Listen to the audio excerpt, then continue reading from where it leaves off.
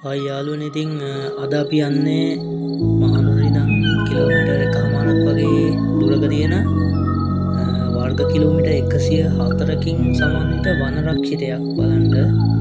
ඉතින් මේ වනරක්ෂිතයේ short video වගේ තමයි මම දාන්නේ. ෆුල් වීඩියෝ එකක් ගේනවා ඔයාලට. ඒ වගේම මේ වනරක්ෂිතයේ වෙලාව ගත්තාම උදේ 6 ඉඳන් හවස 5:00 වෙනකම් පමණයි තියෙන්නේ. ප්ලාස්ටික් එතකොට shopping bag ඒ වගේ දේවල් අරන් යන්න බෑ මේකේ. එතකොට මේ වනරක්ෂිතයේ විල් 3ක් තියෙනවා. පුරාණ ගස් තියෙනවා, වඳුරු ඉන්නවා, මොණරු ඉන්නවා, විවිධ පක්ෂීන් ඉන්නවා, ගොඩක් දේවල් තියෙනවා. ඉතින් ඔයගොල්ලෝ බලන්න යන්න නිදහස් තැනක් මේක.